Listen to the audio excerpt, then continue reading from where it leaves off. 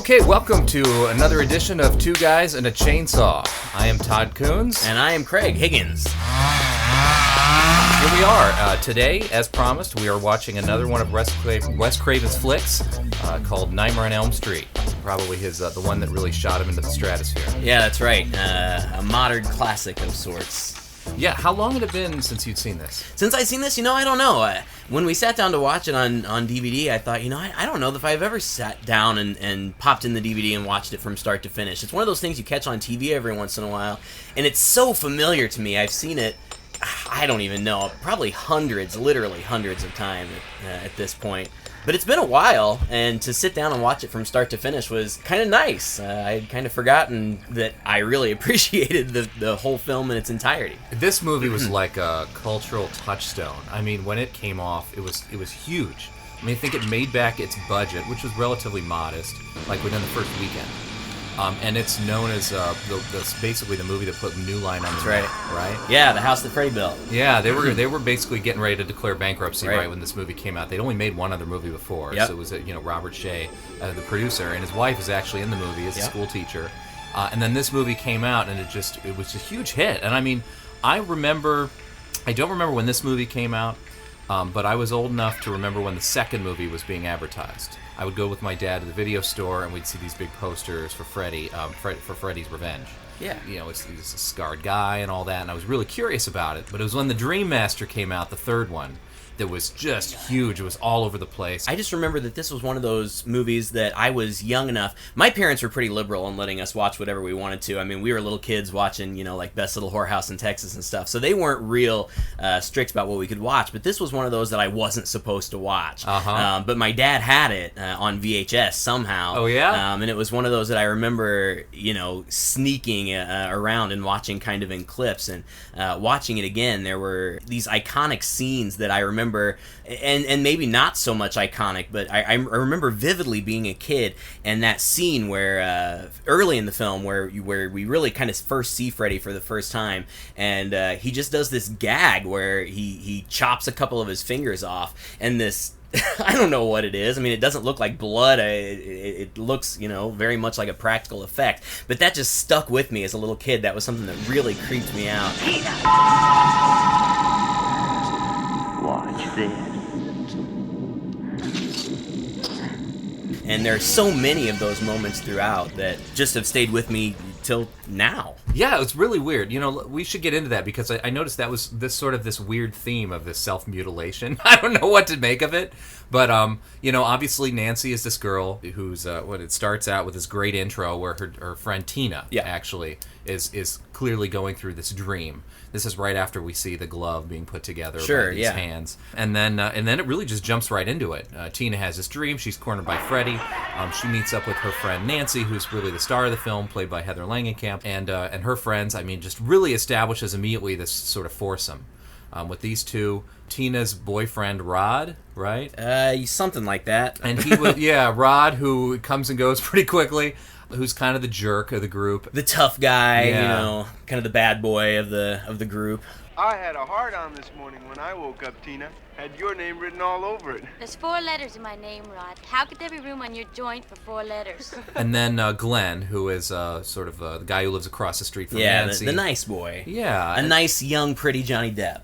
What's interesting, what I remembered about this movie and what I saw again now seeing it, it's been a while since I've seen it too, were different. Nancy she's not the Jamie Lee Curtis of this film. You know what I mean? Like, when you look at Jamie Lee Curtis in Halloween, she's sort of the sweet, innocent girl. She's sort of, you imagine she's not going to curse, she's not going to whatever. The Nancy in this movie is like, she's a spunky gal. Sure, yeah, she's got an edge to her. I mean, she wears the pretty pink cardigans, and she's got her hair, nicely permed and whatnot, but she's got an edge to her, too. She's not afraid to tell Freddy to fuck off, or her mom, or whoever else might need being told that. Yeah, and I guess Wes Craven Is this something he does often, is take the female... It's not really his signature, is it? Sort of taking a strong female protagonist? I don't know. I don't think so. I mean, obviously, there was the trend of the final girl with Jamie Lee Curtis and the other slashers that followed this. And to some extent, it follows that same formula. It's a pretty simple formula, really. It's the boogeyman. And that's something else that I have to think about when watching the first film again, is this was before we knew. Freddy's so iconic now. I mean, he's a character in his own right. He exists as a character really outside of these films. A lot of kids these days probably know the character and maybe have never seen any of the movies. But when this movie came out, we didn't know who this character was. We didn't know what the rules were. And I think that probably made it a lot scarier, as the sequels went along. Freddy came more kind of a clown of sorts, which was still fun in its own way, but here he's really got that dark edge. You don't know what to expect, and he poses a real threat. And that's sort of the Freddy I grew up with, was that clownish Freddy. He's always making these cute cracks and funny things. You get a couple cracks in this movie, but by and large, this is a pretty terrifying guy. Sure. Yeah, and I read that initially Craven's idea for Freddy was pretty standard. I mean, he wanted him to be the kind of silent killer in the same vein as Michael Myers, Jason Voorhees. And really, if you pay attention, first of all, Freddy only gets about 7 minutes, I think I read, of screen time in the whole film. Yeah. He doesn't say much. I mean, he's really quippy in the sequels, but that's really a product of the sequels, and Craven really didn't have very much to do with that. So the character kind of took on a life of his own, even beyond what Craven had envisioned. Yeah, the seeds of that humorous guy are still there, definitely. Yeah. Hey, Nancy! No running in the hallway. In fact, I think he really wanted this movie to end differently. I think he did. He wanted to have a happy ending. That's right. Yeah, he wanted it to, with at the end of the film, Nancy realizes what it's going to take to deprive Freddy of his power, and she does that, and that's kind of where Craven wanted it to end, on a happy note. Robert Shea, thinking of money and all that, the producer, wanted the potential for sequels, and so he wanted a more ambiguous ending, and apparently they shot several endings. They shot Craven's vision, they shot Shay's vision, and then they shot a couple of scenes that were kind of a compromise, and one of those is what we ended up with. And I guess I've heard that those alternate endings are available. You can watch them on YouTube. I haven't seen them. No, man.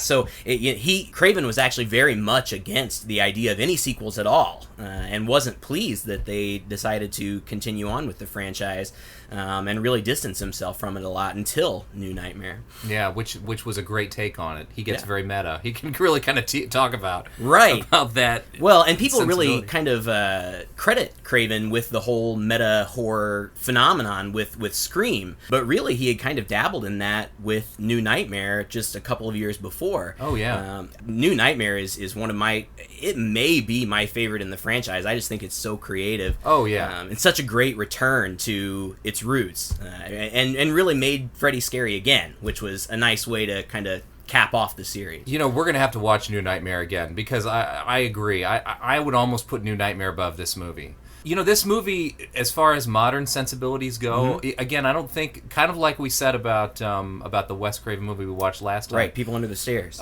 It wouldn't really be made today in the same way. You mentioned Freddy only had like 7 minutes of screen time, And the other thing that was really interesting to me is once a couple people get killed off, Rod, well, of course, Tina gets killed. Right. In that really iconic scene where she's dragged up the wall and across the ceiling. Amazing scene with the rotating room, and it's awesome. And that was the scene that scared the heck out of me as a kid. I mean, that was the one that had the most impact on me. It was just horrible. Of course, it has that sort of sexual overtone to it too. And when you talk about rules, that's they're the ones who have sex for the first time. Right. I actually thought it was really interesting as Tina and her boyfriend Rod are having sex upstairs, and Johnny Depp's character Glenn, right, is downstairs, and he's kind of having to hear it and listen to it because Heather Langenkamp's Nancy. Yeah. She doesn't want to have anything to do. She's clearly got that's that morality part of her. Right. I think Johnny Depp, his line is, Morality sucks. Morality sucks, right? Isn't that? It was like so blatant and obvious that you have to forget. I mean, if this had been made after Scream, that kind of line would never have flown, because it's like, oh, come on, that's so silly. But in that case, it was really setting up the rules, as you said. she dies, and of course they think that it's Rod who killed her. So Rod gets put into jail, and Rod gets strung up. Right. Then, after about that point, the movie really, I hesitate to say, kind of has a lull. There's a lot of sort of tense stuff, but not a lot of reality happening. Nancy has her dreams in the school, and she's kind of tormented a little bit by Freddy. So there's that. But then I would say for a good maybe 20 minutes, it's a lot of just the drama of the family and her trying to stay awake and what that entails, and the mother saying, "Oh, you shouldn't be doing this," and father coming in, and then her meeting in the park with her friend. I mean, yeah, and they've got to build in the exposition so that we know the backstory of what's going on, which just is very convenient. You know, that the story is. Easily told by her mother, the backstory. You know, she saved these artifacts from this horrifying moment in her life so that she can kind of have a show and tell Nancy what's going on. You want to know who Fred Krueger was? He was a filthy child murderer who killed at least 20 kids in the neighborhood. And as we were watching, the second death, the boyfriend...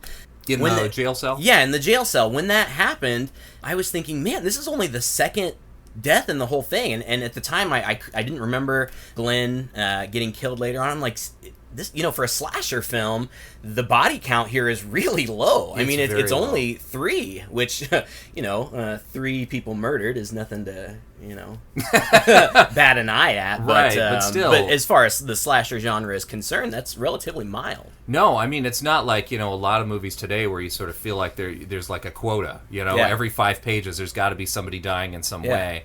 Here, you really only have 4 people you're focusing on, and then the parents as ancillary characters, and 3 of them die, and that's it, The mother dies, toward the end. You brought up that murder. That was kind of interesting, because I'm watching this and I'm sort of trying to figure out the rules in a way, kind of trying to remind myself of the coherency.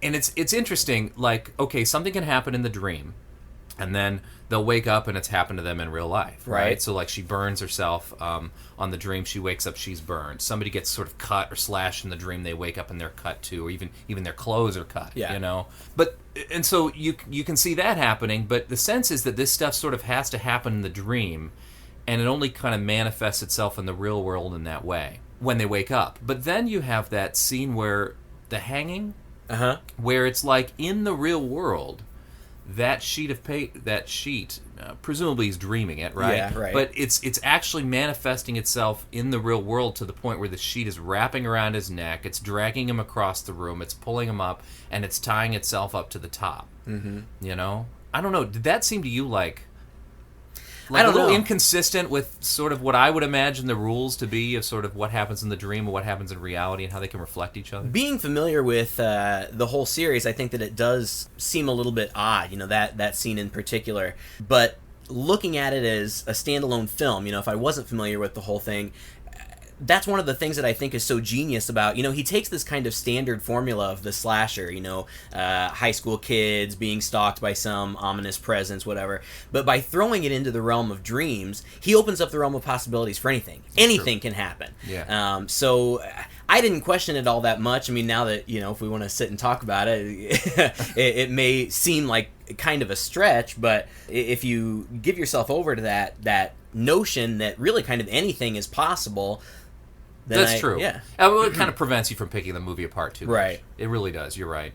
Yeah, and that's kind of what's so terrifying about it too, is this idea. I mean, we all dream. We dream every night. Whether we remember them or not, something's going on. Yeah. We've all had nightmares. We can all kind of, and we've probably all had that experience once or twice where you think something's real and it turns out to be a dream, and you wake up.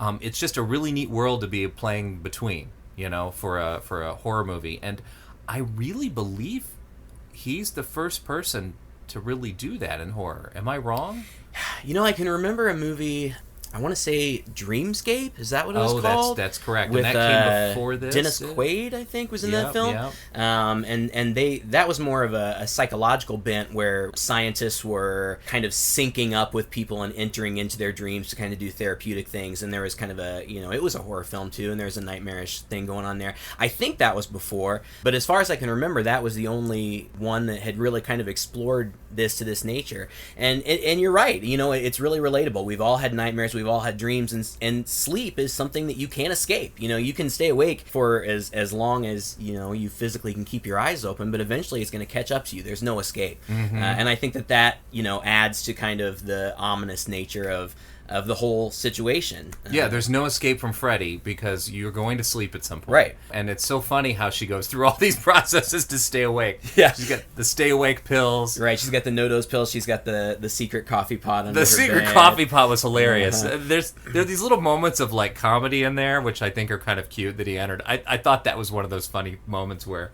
the mother comes in to pat Nancy down. Good night. Nancy's eyes are closed. She's pretending she's sleeping, and her mom is like quietly collecting the cup and this coffee cup and this coffee pot, and her no-dose pills go in the pot, and she walks out. Nancy just wakes up immediately, goes down, pulls out this plugged-in, fully turned on coffee pot and sets it on the top. And I think Nancy at one point says that she has been awake for 7 full days, that she read somewhere that the record was 11. Now, I'm no scientist, but I'm thinking that 7 days with no sleep is probably not a healthy thing. But, that also kind of adds to the mystique. All along the way, people are kind of telling Nancy she's crazy. She starts to question it herself. I guess as a first-time viewer, some people might be wondering, is this really going on? Is something really happening, or is this girl just losing it? Is this how she's processing these tragic losses of her friends? That's true. At some level, you wonder, is it all a dream? Right? Is it a dream from the beginning to end? And I know that's one direction that they talked about taking it by the end. But then again, the fact that it manifests itself so physically in the real world, right, is what continually shocks you out of that sort of feeling, that, oh no, this is actually happening, this is really real. Right. What I think is kind of not as believable is sort of the parents' reactions throughout all this. Well, we talked about this last week. I don't know if Craven himself had mommy-daddy issues, but the parents in People Under the Stairs that we looked at last week, the parents in this film, not really role models as far as parenting is concerned. So I don't know what's going on there. Maybe that's typical teenage perspective of your parents, that they just have no idea what's going on. They're off in their own little world. There's no way they could relate to you. So maybe that's kind of a universal thing. I don't know. Well, yeah, and then this one almost even sets them against the kids. I'm thinking about when the first murder happens of Tina, and of course it happens when Nancy's over at Tina's house, and she walks in and they discover the body. And it actually, Craven's really good about just jumping into the story and getting as much information as possible in such a short period of time. Yeah. Like through that whole sequence, what does she do? They immediately, the next scene is at the police station, and we see the police chief, and he comes in and he says, "What was she doing over there?" And, somebody says something about Tina, and he says, "No, I mean you." And he turns and looks at Nancy, and instantly you realize, oh, that's her dad. And then he turns and he looks at the mother. All right, look, I don't want to get into this now. God knows you need time. But I sure would like to know what the hell you were doing shacking up with 3 other kids in the middle of the night, especially a lunatic delinquent like Lane. Rod is not a lunatic, Dad. You have a sane explanation for what he did? And there's a look there, and he starts accusing her, like, what was she doing over there? Right.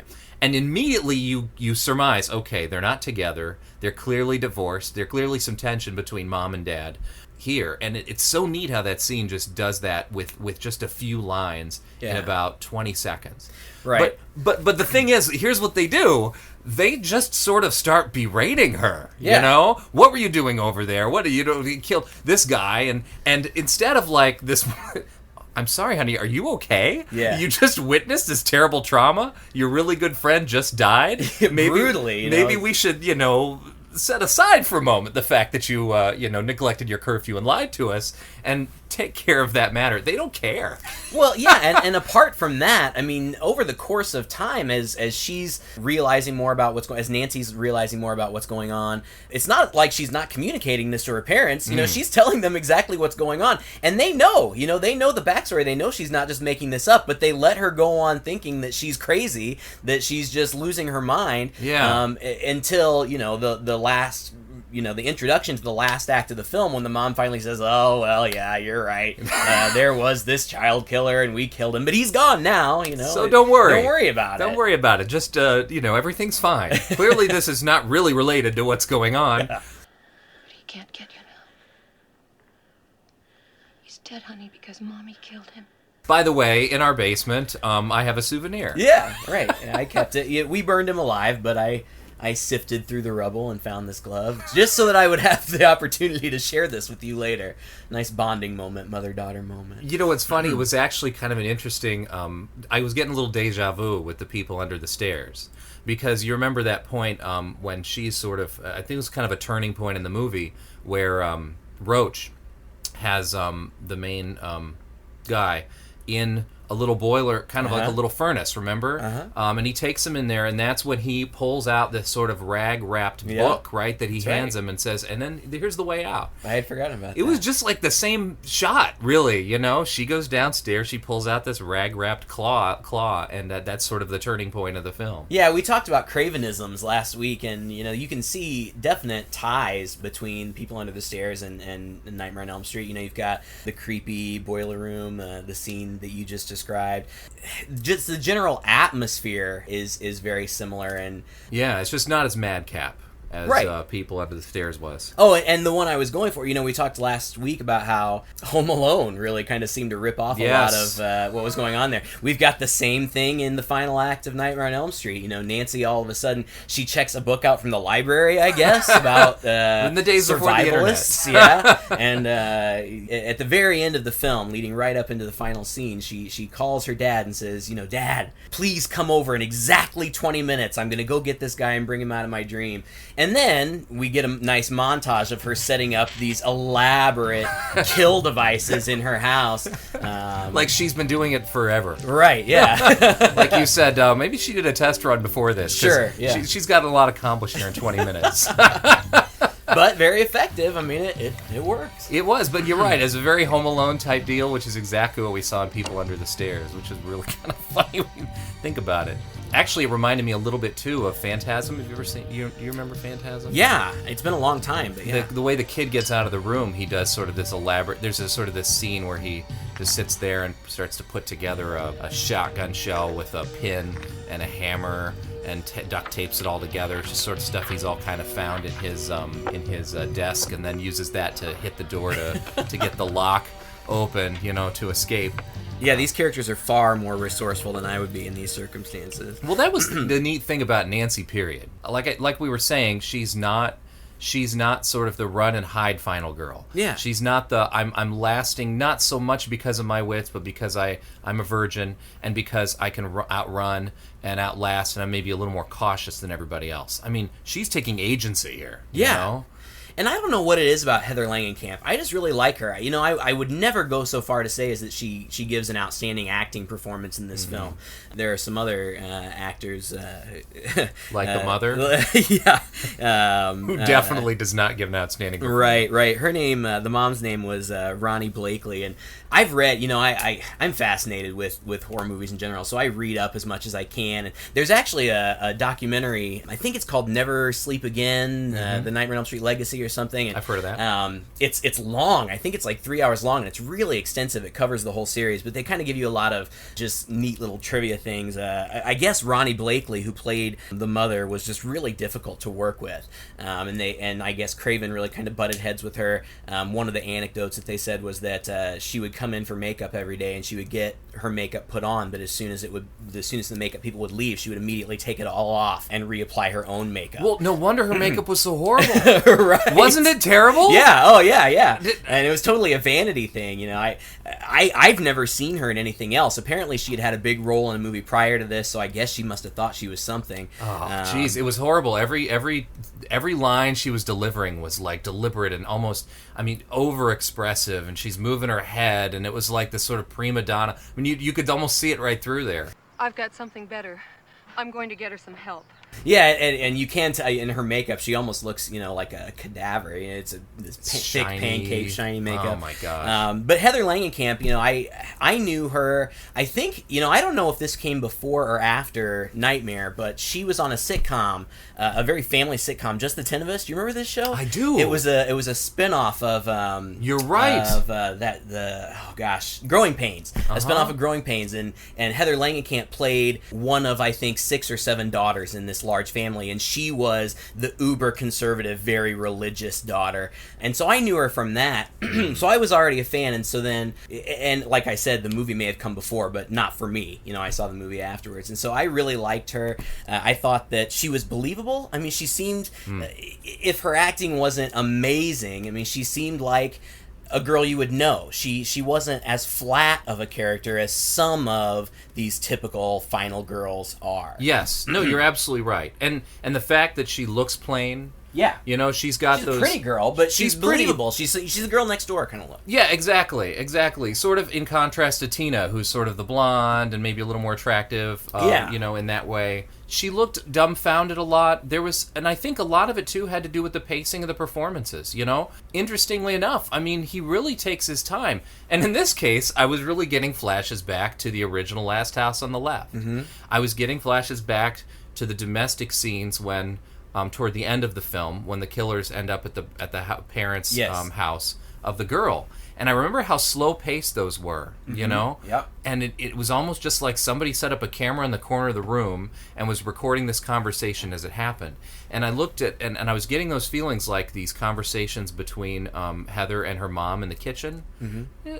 They were long. They were very believable dialogue, you know? At the same time, her mom's trying to hide her alcoholism, you know? Almost another bit of comedy there, I thought, too. Yeah. But part of that also was just the ineffective performance of the mother. Yeah. But yeah, that just stretches out. And it's interesting because the mother's sort of hiding the alcohol, and they're having their talk, which gets more and more heated. I don't think the camera cuts away at all. If I recall correctly, it seemed like it was.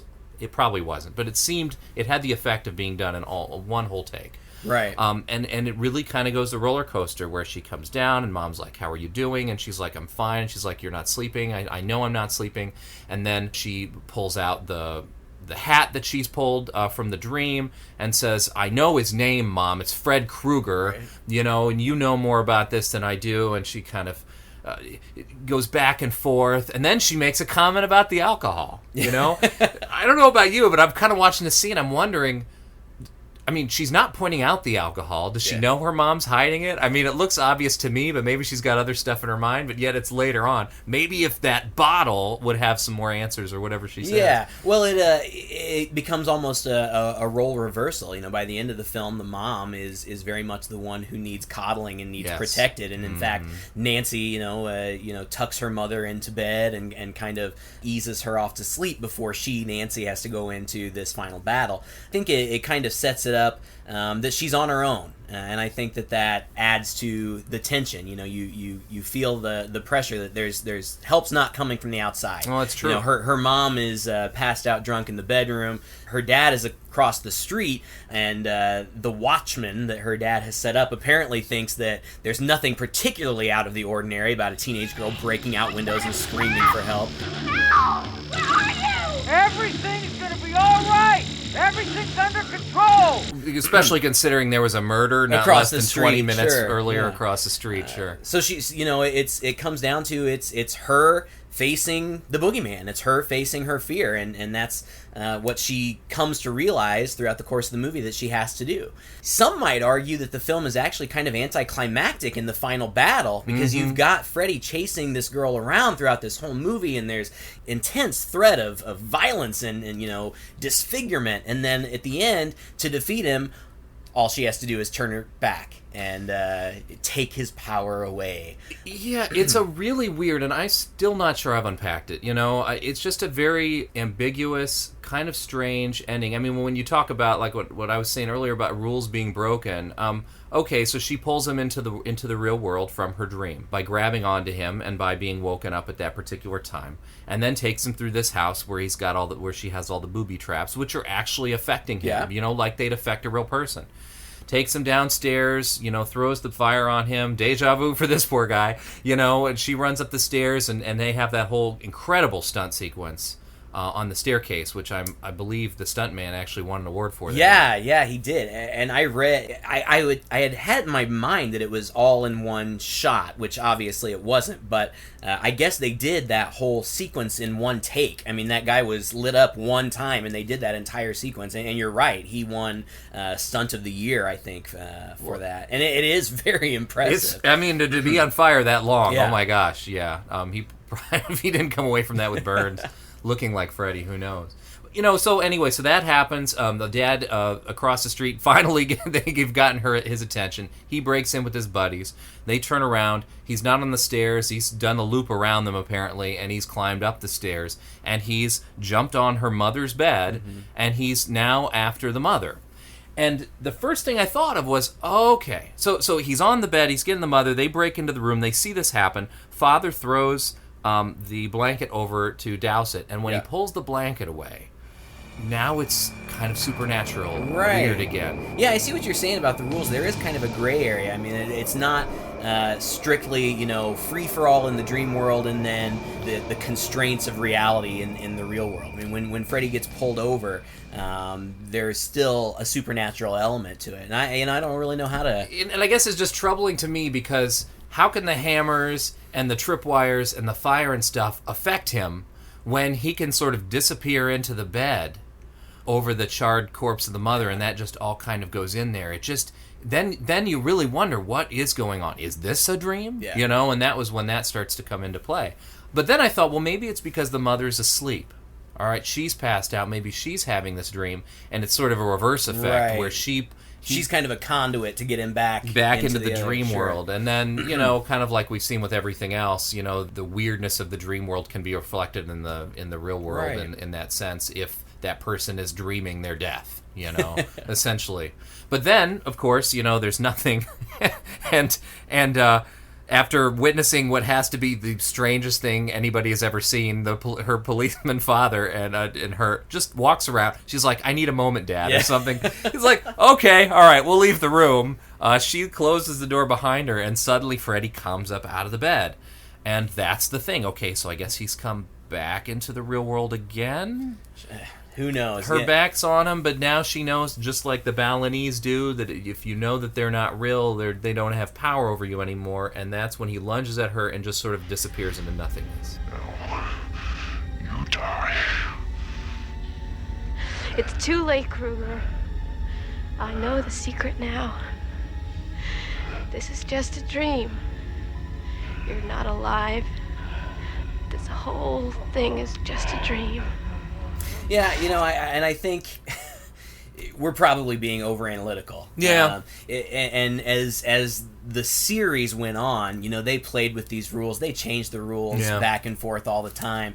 I don't think that anything is necessarily set in stone. I think you just kind of have to roll with it, which I'm willing to do. The image at the end when the dad pulls the blanket off, and Freddy has now disappeared, but it's just kind of this glowing, ethereal pit where the skeleton of the mother is slowly descending. That's worth it to me to get over Fair enough. The reality of what's going on. That image, and that's another thing. You said this kind of movie probably wouldn't be made, at least not in the same way. I think you're absolutely right. I don't think the ending would ever fly today, especially the turning your back to defeat the big monster. That's I like the concept of it. I think it's a really interesting concept, and I think that there's an actual message there. If you don't give your fears power over you, then they really don't have power over you. And I like that message, but I don't think it would fly today. We would need a much bigger final battle. Yeah, I mean, it's sort of a Matrix-y thing. Like, if you can convince and trick your mind not to be afraid because it's all an illusion, then suddenly, it doesn't have that power over you. Yeah, it's almost akin to the... it was all a dream kind of ending, We don't give that one. We've seen it once, maybe twice. We'll give it something, but nowadays that seems like a cop out. Yeah. Well, and you can see, the age of the film. A lot of that, is just with the practical effects. But again, maybe it's just my nostalgia. But I so appreciate those things. We've gotten to where we're so used to CGI, and when CGI first came around, I think we were all so awed by, oh, look how real it looks. They can really make that look real. Yeah, The Abyss and Terminator 2 and those kind of things where And now it's so common, we see it so often that I don't know if it's just a matter of budget constraints or laziness. A lot of the time CGI looks far less real than some of these practical effects. I mean, these practical effects don't necessarily look realistic in the way that if they were happening in the real world, but because they are practical, there's a realism to them that I think is lacking in CGI. Like I said, when he cuts off his fingers there in the beginning, I mean, it's clearly there's a hose in there. It's pumping something out and it's doing it in spurts. I mean, you can imagine the mechanism working underneath. Same thing with the first scene where we really get a full shot of Freddy. It's in silhouette, but he's walking down the alley with his arms far, overextended, way stretched out. I mean, you can tell that there's a practical effect going on there. Obviously, you can't see the two guys on either side with fishing poles, holding up the arms, but it seems more grounded in reality somehow, and I feel like that's lacking in a lot of pictures. So. Well, yeah, and I mean, this is something horror aficionados argue about all the time, right? What's better, movie people in particular. But it also, having the practical effects, I think, kind of forces a certain filmmaking aesthetic, right? Because you can't linger too long on that scene lest you see the wires, or lest it starts to look a little cheesy or fake. And so you know that scene with him and his arms outstretched coming towards her, in my mind's eye, was much longer and much more terrifying than actually it is. Absolutely. It's a pretty quick shot of him. It's a close-up shot of him sparking up, scraping his claws across the walls there. And then, it's a shot of her running away, and then you sort of see him back to chasing her. It allows some space in your head, to fill in the gaps. Another spot where they had that too is when she's out exploring. She tries to get Glenn to wake her up, and of course he falls asleep. But she goes out to the jail, and she's looking in the window and sees, the guy, Freddy, coming in to Rod's cell. Yeah. And then when she turns around, she again has a vision of Tina, and there's that close-up shot on Tina's mouth where a centipede comes out of her mouth, and then the next shot is a shot of just, it looks like slimy slugs or snakes just sort of sliggering away back at her feet.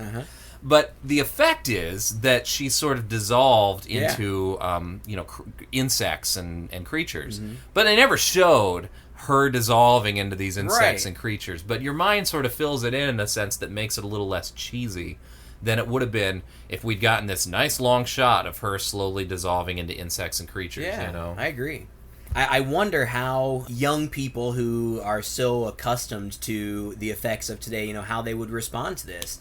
I still find this to be a really effectively scary movie, despite, some of those issues. To me, I can only imagine that this, for me, is like the classic MGM monsters were like for our parents and our grandparents. Freddy has really established himself kind of in that canon of classic movie monsters. Dracula, the Wolfman, Frankenstein, and now, we've got some more contemporary, it shows our age, but Michael Myers, Jason Voorhees, Freddy Krueger, they've really established themselves, and the franchise ended in what, 96, 97? Is that when? Something like that? Quite a ways ago, actually. But kids still know who Freddy Krueger is. They may never have seen the movies, but he's still very much a horror icon. Well, I think that says something, that says something about Craven's vision. It says something about the longevity of the movies. It was great, and I'm with you. I thought it was a scary movie still today.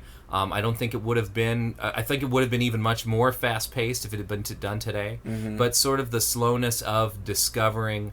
If I had been seeing this for the first time, it would have been especially suspenseful, trying to figure out, are they dreaming right now? Are they not? What's going on at any particular time? And is Nancy going to be able to stay awake? Are her friends going to be able to stay awake? Yeah, it's one of my favorites. And another thing we were talking about, leaving things to the imagination.